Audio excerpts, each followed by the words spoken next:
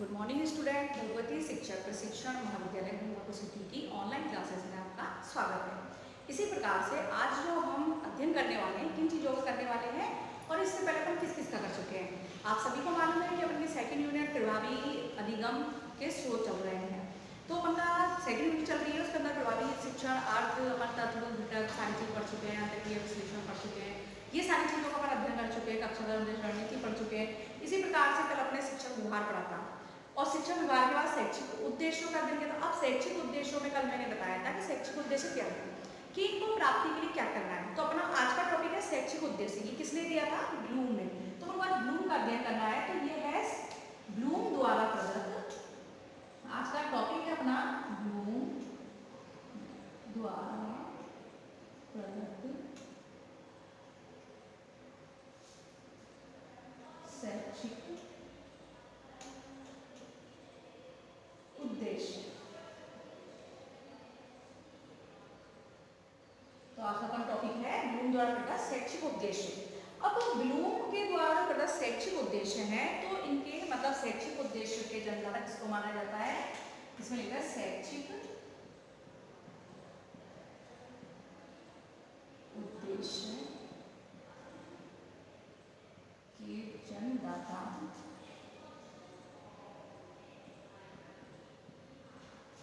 Bloom को माना जाता है।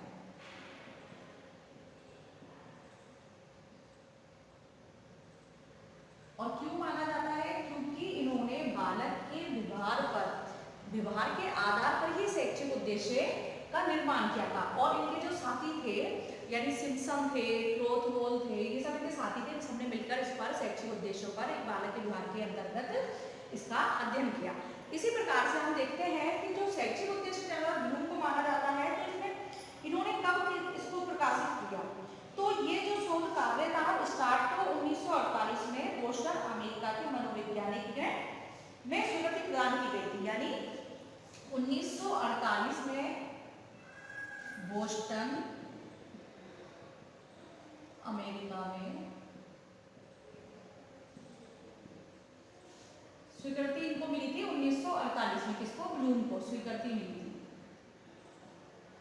इसी प्रकार से स्वीकृति मिली। इसी प्रकार 1956 में, यानी 8 साल के अंतराल में 1956 में इनने शैक्षिक उद्देश्य को प्रकाशित किया था। यानी जो शैक्षिक उद्देश्य बनाए थे इनने बालक के व्यवहार पर, तो इसको व्यवहार को प्रकाशित किया। ये 2 साल हैं, ये एग्जाम में कंपटीशन पे काफी आती है, इसलिए इनको ध्यान में रखना कि 1948 में तो स्वीकृति मिली थी इनको बोस्टन अमेरिका से, और 1956 में शैक्षिक में प्रकाशित किया, मतलब तो शैक्षिक उद्देश्य का इनका प्रकाशन कर दिया था। और ये जो ब्लूम का शैक्षिक उद्देश्य द्वारा प्रणाली विश्लेषण था, ये 1956 में कंप्लीट हो गया था। ये जो 2 डेट है, ये सन है, तो ये ज्यादा इंपॉर्टेंट है, तो इनको ध्यान में रखना जरूरी है। इसी प्रकार से आगे क्या हुआ, ये वर्गीकरण शैक्षिक उद्देश्यों का संबंध में, क्योंकि साथी भी थे इसके अंदर। तो इसी प्रकार से हम इनका पूरा वर्गीकरण देख लेते हैं, क्योंकि जो ये समूह बना था ये महाविद्यालय विश्वविद्यालय के में तो किया जा सकता है। इसमें यही था कि बालक के विभाग के पक्ष के कौन से हो सकते हैं। तो इसी पक्ष के आधार पर तो इन्हें 1948 बोस्टन में स्वीकृति मिली और 1956 में शैक्षिक विभाग प्रकाशित किया, मतलब इसको शैक्षिक उद्देश्यों को प्रकाशित किया था। 1956 में ही बन के तैयार हो गया था आपको, ठीक है। अब इसी प्रकार से अपन देखते हैं ब्लूम के कौन कौन से पक्षों पर अध्ययन किया जा सकता है। उन्हें शैक्षिक उद्देश्य बालक द्वारा 3 पक्ष विभाजित किए। यानी ब्लूम की जो विद्युत विधि थी, ब्लूम विधि में शैक्षिक उद्देश्यों को बालक के विभाग के आधार पर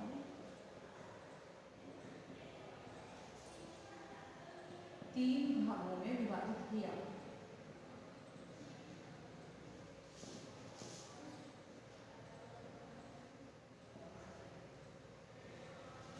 क्यों किया? क्योंकि ये 3 विभाग के अनुसार ही बालक के शैक्षिक उद्देश्यों को बांटा जा सकता है। क्योंकि बालक के विभाग के जो पक्ष हैं वो जरूरी है, क्योंकि अपन के जो पक्ष हैं वो उनमें कैसे करा कैसे नहीं करा, तो ये सारे जो बांटा था इनकी सन अलग अलग थी कि चार तीनों को कैसे बांटा था। तो तीन कौन कौन से थे, तो अपन पहले इस पर देख लेते हैं। पहला था ज्ञानात्मक, फिर अपन इसको डायग्राम के माध्यम से समझेंगे। दूसरा था क्रियात्मक, भावात्मक, तीसरा क्रियात्मक, और तीसरा है क्रियात्मक। तो ये ज्ञानात्मक, भावात्मक और क्रियात्मक, ये तीनों में विभाजन किया बालक के विभाग में, और विभाग के आधार पर इनको बांटा, क्योंकि जो इनकी जो वर्गीकरण की क्षेत्र था तो वो आधुनिक उद्देश्य वर्गीकरण के नाम से भी जाना जाता है। आधुनिक, ये किसमें भी जाना जाता है, आधुनिक उद्देश्य वर्गीकरण, इसको इस नाम से भी जाना जाता है। ये मोस्ट है क्योंकि ब्लूम का जो प्रदत्त द्वारा शैक्षिक उद्देश्य वर्गीकरण है, ज्ञानात्मक, भावात्मक, क्रियात्मक जानते हो, लेकिन इन तीनों उद्देश्यों को अलग अलग सन में अलग अलग उसमें बांटा था उन्हें अपने साथियों के साथ में जो शैक्षिक उद्देश्य थे।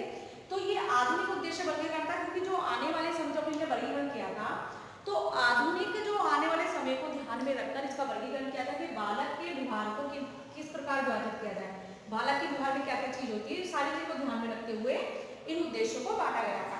इसी प्रकार से अब अपन देखते हैं इनका वर्गीकरण किस किस प्रकार से है और कैसे है। इसी प्रकार से अब हम इसके ब्लूम के तीनों पक्षों का अध्ययन करते हैं। तीनों पक्ष बताए हैं कि शैक्षिक उद्देश्य के तीनों पक्ष कौन से होते हैं, यानी इनको अलग अलग कैटेगरी में बांटा गया है, इनके वर्ग है। अब जो ब्लूम ने दिया था, यानी ब्लूम ने जो दिया था, ब्लूम ने ज्ञानात्मक पक्ष। अब ज्ञानात्मक पक्ष क्या होता है, इसका संबंध किससे होता है, तो ये सारी चीज हम समझते हैं कि ज्ञानात्मक पक्ष क्या होता है।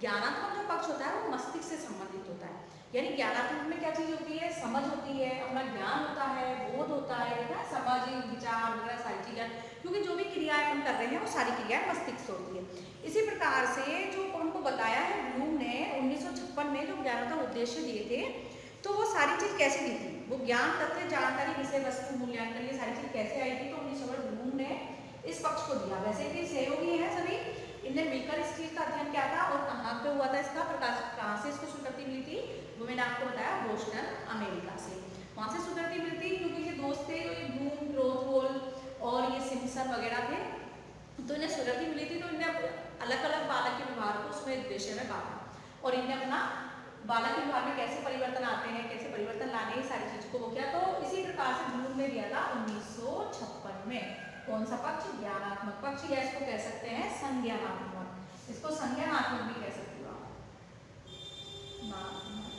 पक्ष। तो अपन पहले पढ़ा था अपने पिछले टॉपिक में संज्ञानात्मक पक्ष क्या होता है। इसको अपन समझते हैं कि बच्चे में समझ विकसित करना, किसी वस्तु, स्थान, किसी के प्रति उसको ये चीज क्लियर करना उसके माइंड में कि वो चीज वो समझ जाए, अंतर समझने लग जाए, उन चीजों की पहचान करने लग जाए। कि छोटे बच्चे होते हैं तो उनको शेप दिखाते हैं तो बच्चा नहीं जानता, तो अपन उसको अगर कलर का इन सबका ज्ञान कराना है तो अपन उसको एप्पल दिखा देंगे, कहेंगे इसको इंग्लिश में एप्पल कहते हैं, ये सेब है, ये खाने की वस्तु है और यह चीज है ना, अपन कहते हैं ऐसे करके। और फिर उसको कलर क्या है, इसका कलर होता है रेड, तो ऐसे बच्चे से कलर की पहचान सीख जाता है, सब चीज सीख जाता है। तो वो क्या होता है, उसके संज्ञानात्मक जो मस्तिष्क का स्तर होता है वो उसका सही हो जाता है, मतलब समझ उसको पहचान की सारी चीज उसके अंदर आ जाती है। तो ये होता है ज्ञानात्मक पक्ष। अब बालक के व्यवहार में कैसे परिवर्तन किया था, ब्लूम ने 1956 में दिया था ये, इसके दो नाम है, संज्ञानात्मक या ज्ञानात्मक, इसको दोनों का आप कह सकते हो। इसी प्रकार से ज्ञान, ज्ञान क्या है, ब्लूम ने इसके 6 विभाजन किया, 6 भागों में बांटा, ज्ञान, बोध, प्रयोग, विश्लेषण, संश्लेषण और मूल्यांकन, यानी ब्लूम ने इसको 6 भागों में बांट दिया। अब 6 भागों में बांटा ब्लूम ने, तो ज्ञान, बोध, प्रयोग, विश्लेषण, संश्लेषण, मूल्यांकन। तो ज्ञान क्या है, तो ये चीज क्या है, ज्ञान क्या है, अपन इसको पूरे को अपन डिटेल में पढ़ेंगे। यानी ज्ञान तो है विद्या स्मरण करना, किसी चीज को याद रखना मस्तिष्क में अपने में, तो अपन इसको पूरे 6 पॉइंट को डिटेल से पढ़ेंगे। लेकिन पहले अपन को ये चीज क्लियर कर दो, ये चीज देख लो कि किस किसने क्या करना है। तो ये डायग्राम बना लेना, अपने में नोट कर लेना, क्योंकि ये ब्लूम का जो है जो एग्जाम में जो क्वेश्चन में आता है तो इसलिए ये जरूरी है। तो इस प्रकार से ब्लूम ने 6 प्रकार से विभाजन किया, 6 भागों में इसको बांटा, ज्ञान, बोध, प्रयोग, संश्लेषण, विश्लेषण, संश्लेषण, मूल्यांकन। यानी ज्ञान क्या है, बच्चे बालक का अपने व्यवहार में परिवर्तन करना कैसे, ज्ञान के द्वारा, यानी उसके जो मस्तिष्क में जो ज्ञान है, मतलब जो उसके छात्रों के प्रत्यास्मरण या अभिज्ञान कि क्रिया है, तथ्य है, शब्द है, नियम, सिद्धांत आदि को विकसित किया जाता है, जिससे क्या हो सके, मतलब ये सारी ज्ञान विकास के अंदर तथ्य, सूचना जो भी चीज है उसको विकसित करना, विकसित करके क्या होगा, उसके मतलब मूल्यांकन कर सकते हैं कि उस मस्तिष्क में कितनी चीज आई, पहचान करना, ये सारी चीज होती है उसके उसमें। तो इस प्रकार से पाठ्य वस्तु पाठ्य सामग्री सबको वो समझ सके, इसलिए उसको इन चीजों में अंतर करना सिखाना, ये सारी चीज सिखाना। जैसे कि विशिष्ट तथ्य हुए, शब्दों का ज्ञान हुआ, उपाय, साधन, स्रोत, इनकी पहचान करना और सिद्धांतों का ज्ञान देना, तो ये होता है ज्ञान। अब बोध क्या है, दूसरा है बोध। अब बोध क्या होगा, बोध में क्या चीजें आती हैं, तो बोध है किसी तथ्य, शब्द, उपाय, साधन, नियम, सिद्धांतों का ज्ञान प्राप्त किया और फिर उसके बाद क्या किया, अपनी क्षमताओं में यानी कि सोच में, यानी सोच में बिठाया। जैसे कि बोध कैसे, जैसे कि अपन ने कोई चीज बताई उसको, जैसे अपन अभी मैं उदाहरण देती एप्पल का, तो वो उसकी व्याख्या कर सके, उसके टुकड़े कर सके, तो वही तो समझ होती है। बोध क्या होता है, अपने मस्तिष्क में अपने बिठा लिया, यानी अपने ज्ञान में क्या क्या चीज थी, तथ्य, सूचना, सारी चीजें एकत्रित की, तो अपने मस्तिष्क में, फिर उसमें अंतर कैसे करेंगे, उसकी व्याख्या कैसे करेंगे, उसको अलग अलग हिस्सों में कैसे बांट सकते हैं कि इसमें क्या क्या उपयोगिता है, क्या नहीं है, तो वो व्याख्या करना। तो ये हो गया बोध। अब प्रयोग क्या होता है, प्रयोग किसी भी चीज को प्रयोग में वही है कि कब तक कैसे आया, कैसे गया, ये सारी चीज समझ को विकसित करना, मतलब नियम, सिद्धांत, स्रोत, साधन, सामान्यीकरण करना और किन परिस्थितियों, विषय वस्तु क्या या अन्य परिस्थिति प्रयोग करना और विषय वस्तु संबंधी निदान करना, तो ये होता है प्रयोग। किसी भी निदान करना, जब कोई समस्या होती है तभी तो प्रयोग करते हैं कि प्रयोग कैसे करना है, कि पेड़ को अगर बच्चे को उगाना सिखाना है तो कैसे प्रयोग करेंगे, कैसे पेड़ बड़ा हो रहा है, कैसे हो रहा है, तो अपन उसको क्या करेंगे कि जमीन में इसको उगाने से पहले गड्ढा करना पड़ता है, गड्ढा करते हैं तो इसकी जड़ों को उसके अंदर डालना पड़ता है, फिर मिट्टी से ढकना पड़ता है, फिर इसको खाद पानी भी देना होता है, तो फिर पेड़ धीरे धीरे बढ़ता है। तो ये सारी चीज क्या है, प्रयोग के माध्यम से उसको समझाना, यानी उसको मस्तिष्क में ये चीज आ जाए कि उसका ज्ञान समझ जो है वो प्रयोग के माध्यम से उसको मतलब दिखा सके कि हाँ मैं ये कर सकता हूँ। इसी प्रकार से विश्लेषण, अब विश्लेषण क्या है, जो सूचना है, तथ्य, ज्ञान है, उनका विश्लेषण कैसे करेंगे, उनकी विषय वस्तु को, तथ्यों को, प्रत्ययों को, जो भी चीज है, मतलब ज्ञान, बोध और प्रयोग तीनों को पाठ्य वस्तु में लाके इनका विश्लेषण करना, इनके संबंधों को बताना, इनके संबंधित सारी चीजों को करना, तो ये चीज होती है विश्लेषण। इसी प्रकार से अपना संश्लेषण है, तो संश्लेषण क्या होता है कि इसके अंतर्निहित जो सृजनात्मक क्षमताएं हैं उनका विकास करना, यानी संश्लेषण जो भी चीज है क्षमता का बच्चे के अंदर विकास करना, कैसे आएगा, विश्लेषण करेगा तो अपने आप उसके अंदर क्षमता का विकास हो जाएगा, तो संश्लेषण हो जाएगा। इसी प्रकार से मूल्यांकन, ये सारी चीज करी, मूल्यांकन मतलब इसका रिजल्ट है कि बच्चे ने कितना सीखा, कि बालक के द्वारा परिवर्तन आया नहीं आया, जो शैक्षिक उद्देश्य है अपन पढ़ रहे हैं उनके द्वारा, तो मतलब ये व्यवहार में परिवर्तन और अपने लक्ष्य की प्राप्ति कैसे करता है, कैसे नहीं करता, तो उसका मूल्यांकन करना। इसी प्रकार से अब अपना अगला टॉपिक है भावात्मक पक्ष। अब भावात्मक पक्ष क्या है, भावात्मक पक्ष किससे जुड़ा हुआ है, बालक के व्यवहार कैसे होता है, कैसे नहीं होता, ये सारी अपनी भावनाओं से जुड़ा होता है, उसके आंतरिक जो मन होता है, अंदर की जो उसकी आत्मा, कहते हैं ना भावनात्मक, आत्मा से जो चीज निकलने वाली भावात्मक भावनाएं क्या है उसकी, क्योंकि इंसान किसी को भी देखता है, किसी को भी सुनता है, कुछ भी करता है, तो वो करता कैसे है, सारी चीजों को सुन लिया, देख लिया, तो उसको प्रकट कैसे करता है, लेकिन वो करेगा वही जो उसके अंदर से उसका मन कहेगा, उसकी आत्मा जो उससे कहेगी, तो वो होती है भावनाएं। किसी के प्रति कैसी होती है, किसी के प्रति नहीं होती, तो भावात्मक होते हैं अपनी भावनाओं को। तो ये किसने कहा था, ये क्रोथ, बॉल एवं सहयोग, इसके साथियों ने 1964 में दिया था ये, यानी कि सन्यासी ब्लूम ने 1956 में, क्रोथवाल ने 1964 में ये किया था। अब इसके अंदर क्या बताया कि 5 प्रकार बताए थे, तो 5 प्रकार, यानी एक तो ग्रहण करना, ग्रहण करना कैसे, किसी के द्वारा ग्रहण कैसे करते हैं, यानी अपन को ग्रहण करने का मतलब एक सीधा है, अपन खाना अपने सामने अपन ने खाया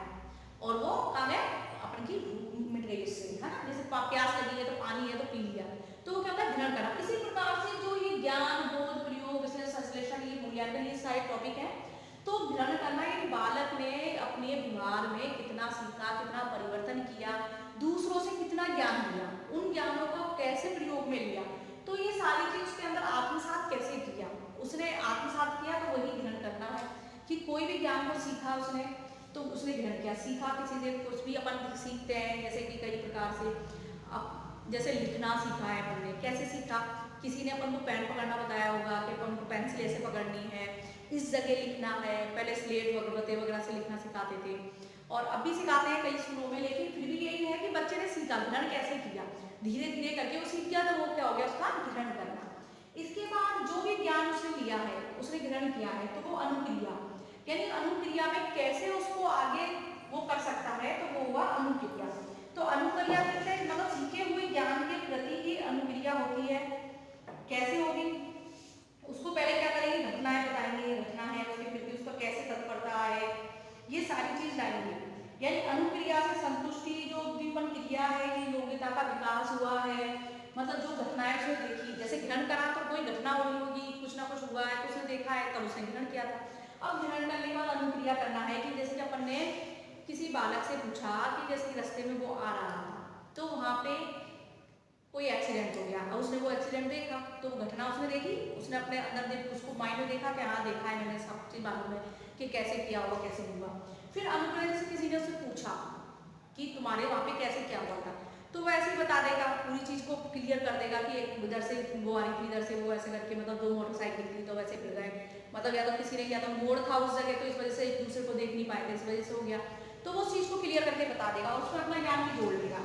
तो ये होती है अनुक्रिया, जिसको वो क्लियर उसको बता सके और करके दिखा सके, तो वो होती है अनुक्रिया। किसी भी उसके प्रति हो सकती है अनुक्रिया, तो वो अनुक्रिया। तीसरा है मूल्यन या आकलन, यानी किसी को मापना कि इसको आकलन कैसे करेंगे, कि कोई चीज का अगर अपन को मूल्य लगाना है या आकलन आंकना है कि अपन का ज्ञान का स्तर क्या है, इसका कैसे नहीं है, तो अपन ने कई टेस्ट वगैरह होते हैं साइको में, है ना, बुद्धि लब्धि टेस्ट कर लेते हैं अपन के, इसको से M/A और मल्टीप्लाई 100 करके कर लेते हैं। इसी प्रकार से किसी भी जो ग्रहण किया है, आकलन किया, उसका आकलन करना, यानी अपन मूल्यांकन जो प्रणाली कहते हैं वो ये है कि किस प्रकार से करते हैं। आकलन करने का सबका तरीका होता है, कोई ग्रेडिंग सिस्टम है, कोई नंबरिंग सिस्टम है, कोई भी हो सकता है। तो जो भी ग्रहण किया उसको सीखा और अनुक्रिया करी, उसका आकलन करना। फिर अगला पॉइंट आया है चौथा, संगठन। अब संगठन क्या है, संगठन का मतलब इसमें क्या है और संगठन क्यों।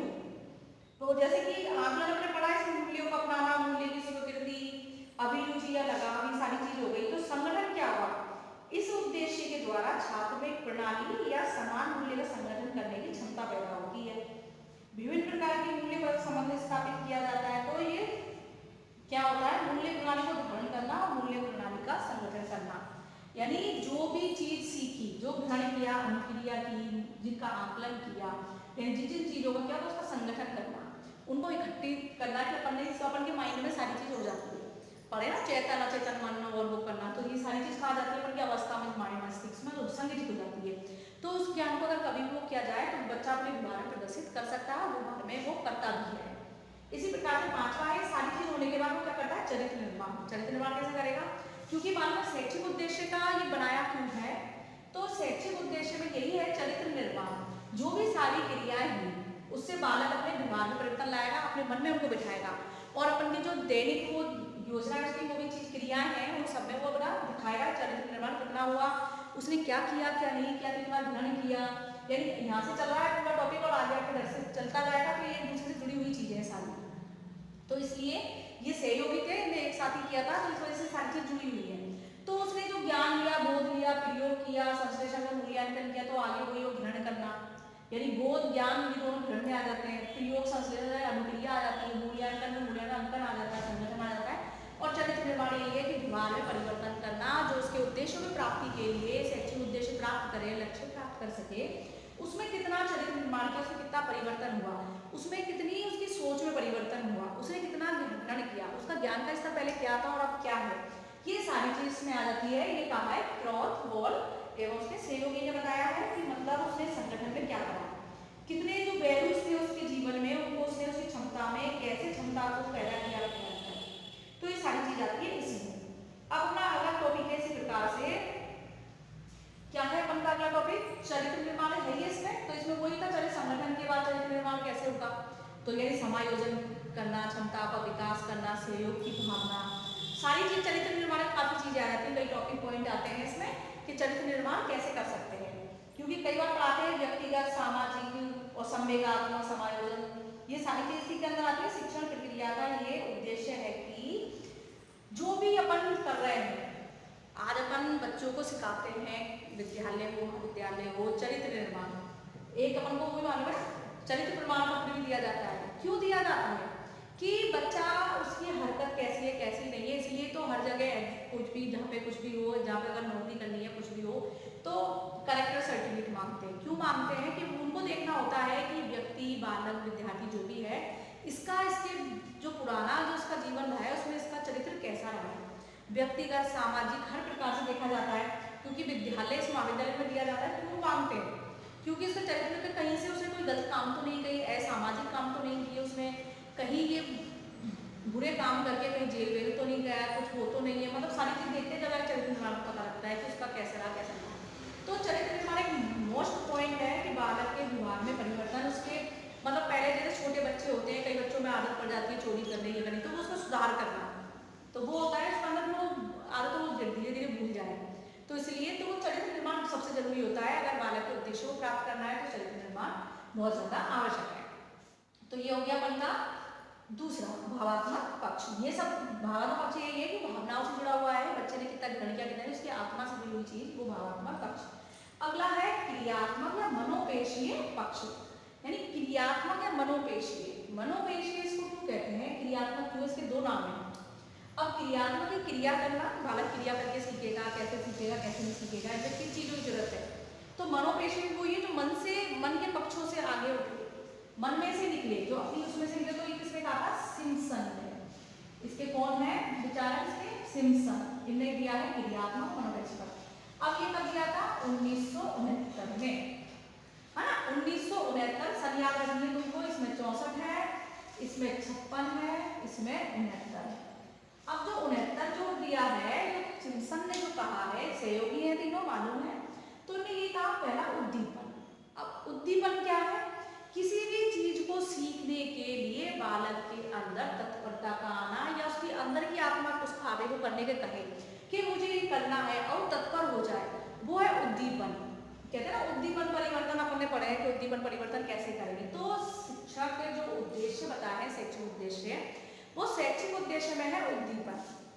तो उद्दीपन क्या है? किसी भी कार्य करने के लिए अपन का मन दबाइए तो वो उद्दीपन होता है ना। तो इसी प्रकार से अपन इसमें देख सकते हैं कि व्यक्तित्व के बहुमुखी विकास में उद्दीपन बहुत जरूरी होता है। उद्दीपन नहीं होगा तो सीखने का कोई मतलब नहीं होगा, इसलिए उद्दीपन जरूरी है। तो इसी प्रकार से हम देख सकते हैं कि जो भी सिम्पसन ने क्रियात्मक या मनोपेशीय पक्ष में कहा है, इसमें यही है कि हस्त कौशल हो, शारीरिक क्रिया हो, शिक्षण प्रशिक्षण में कौशल विकास से होता है। तो जो कैसे होता है, तो औद्योगिक हो या प्रशिक्षणार्थी का हो, चाहे कैसा प्रशिक्षण हो, तो ये सारी चीज उसमें बहुत ज्यादा जरूरी होती है कौशलों के विकास के लिए। अब कौशल विकास कैसे होगा? जब तक बालक क्रिया नहीं करेगा तो कौशल हो ही नहीं सकता। यानी इसका मनोपेशी यही है कि शारीरिक क्रिया करना, अपने माइंड से करना, मतलब शारीरिक में सब चीज आती है, मस्तिष्क, हाथ पैर सब चीज होती है। तो क्रिया जब भी करता है जब उसमें मस्तिष्क होगा, नहीं तो क्रिया कैसे होगी भाई? कोई काम की करनी है, अब औद्योगिक कार्य में करना है या प्रशिक्षणार्थी इसमें शैक्षिक में करना है, किसमें करना है, तो उद्दीपन इसलिए जरूरी है क्योंकि एक व्यक्ति में तत्परता, किसी कार्य करने के लिए तत्पर होना, उसमें उसके लिए आगे से उसको वो करना, कहते हैं ना रुचि जागृत करना, उसमें अभिरुचि आना, ये सारी चीजें उद्दीपन।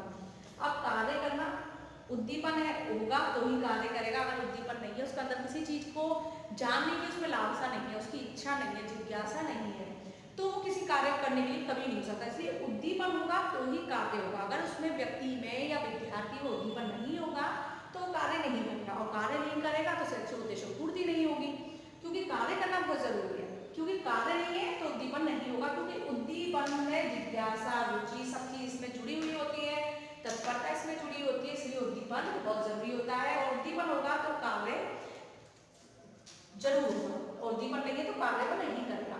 तो तीसरा है नियंत्रण। नियंत्रण क्यों? अगर अपन को एक उद्देश्य लक्ष्य बनाना है तो उसमें व्यक्ति को अपनी क्रियाओं पर नियंत्रण रखना पड़ेगा। ऐसी क्रियाएं करनी होंगी जो उस उद्देश्य को प्राप्ति में हमको सहायक हो। और अगर अपन क्रियाएं नहीं कर रहे हैं और अपन अगर जो लक्ष्य तक पहुंचे क्रिया है, अगर अपन उन पे अपना ध्यान एकत्रित नहीं करेंगे, अपन नियंत्रण नहीं करेंगे, तो अपन लक्ष्य तक नहीं पहुंच पाएंगे और शैक्षिक उद्देश्य की प्राप्ति अपन नहीं कर पाएंगे। इसलिए यही है कि नियंत्रण जो अपन की ऐसी क्रियाएं हैं जो मानव में बाधा ला रही है, तो उन क्रियाओं को अपन को छोड़ना पड़ेगा और वही क्रिया करनी पड़ेगी जिससे कि अपन में उस लक्ष्य को प्राप्त कर लें। तो इसलिए नियंत्रण बहुत जरूरी है अपनी क्रियाओं पे। बालक के मस्तिष्क में मतलब इधर उधर भटकता है फालतू, वो ना भटके और जो अपना लक्ष्य प्राप्ति उस तक ही वो नियंत्रित रहे। तो इसे नियंत्रण। अगला टॉपिक है चौथा, समायोजन। अब समायोजन क्या है? समायोजित होना, एडजस्टमेंट, कि किसी भी वातावरण में, किसी भी उसमें मतलब अपन को शिक्षण कौशल प्राप्त कर रहे हैं, अपन कोई कार्य करना है, उसके लिए समायोजन, जो भी योजना बनाना है, किसी भी परिस्थिति में अपन को समायोजित होना, तो वो होता है समायोजन। यानी कैसी परिस्थिति में कुछ भी अपन को लक्ष्य को याद रखते हुए अपन को लक्ष्य प्राप्ति के लिए उसमें क्या योजना बनाए, क्या ना बनाए, जो चीजें हैं उनके संपर्क में आकर हम क्या कर सकते हैं, क्या नहीं कर सकते। तो इसलिए समायोजन भी एक महत्वपूर्ण टॉपिक है। तो समायोजन भी जरूरी है। इसी प्रकार से पांचवा है स्वाभाविकरण। अब स्वाभाविकरण क्या होता है? यानी स्वभाव से जुड़ा हुआ है, यानी ये उद्दीपन हो गया, कार्य करना, नियंत्रण, समायोजन, तो ये सब चीज किसमें आएगी? स्वाभाविकरण में। यानी स्वभाव होगा, हर व्यक्ति के स्वभाव अलग अलग होते हैं, तो इसको कैसे करेंगे? अपने स्वभाव में उन चीजों को लाना है। शिक्षा के प्रति रुचि बढ़ाना, तो शिक्षा के प्रति एक शिक्षक कैसे रुचि बढ़ाएगा? जो जिससे कि शैक्षिक उद्देश्य पूरे हो। तो ये सारी चीज जो अपन ने पढ़ी है, ये सब चीज उसके अंदर डालनी पड़ेगी। यानी शिक्षक बच्चे को स्टार्टिंग से सिखाता है, जैसे कि स्टार्टिंग करते हैं बच्चों को, जैसे कि अपन ने कामक विकास पढ़ा है कि बच्चों को चलना, उठना, बैठना, ये क्रियाएं करता है। क्रियाएं करता है, क्यों करता है?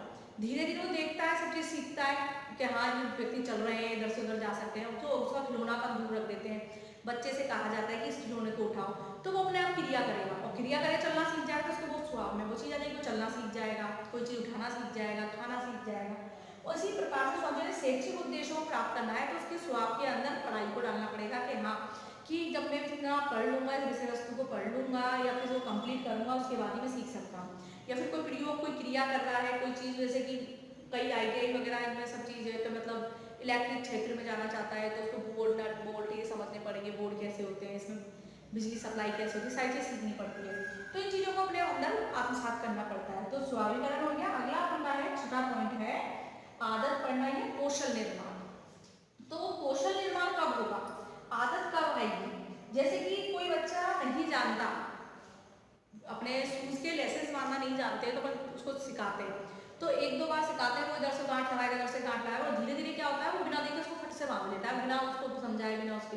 तो वो सब चीज़ क्या होती है? वो आदत होती है, वो आदत पड़ जाती है कि बिना देखे उस कार्य कर जाता है। जो कार्य व्यक्ति डेली करता है, तो उसमें वो आदत निर्माण होता है, और वो एक बार सीख गया तो उसको फटाक से कर लेता है, उसको देखने की उस चीज़ को जरूरत नहीं पड़ती। जैसे कई लोग हैं, कंप्यूटर कीबोर्ड होता है, तो बिना देखे उनको इतना वो हो जाता है, वो आदत पड़ जाती है कि वो बिना देखे ही उसको टाइप कर देते हैं फटाफट। उनकी उंगलियां वहाँ होती है, नजर उसकी उनकी एलईडी होती है, ऐसा होता है। तो वो होता है वो आदत पड़ना, तो वही है कौशल निर्माण। इस प्रकार से अपन के हो गए तीनों पक्ष, कौन कौन से? ज्ञानात्मक, भावात्मक और क्रियात्मक।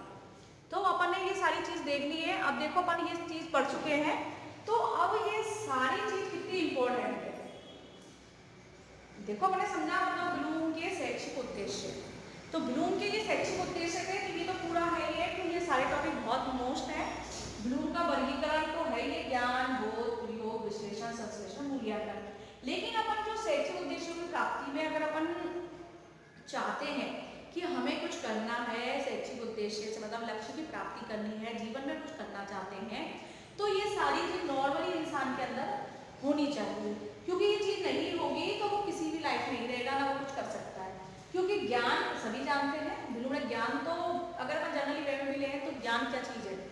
ज्ञान तब आता है जब इंसान दूसरों के संपर्क में आता है या फिर अपनी पढ़ाई करता है।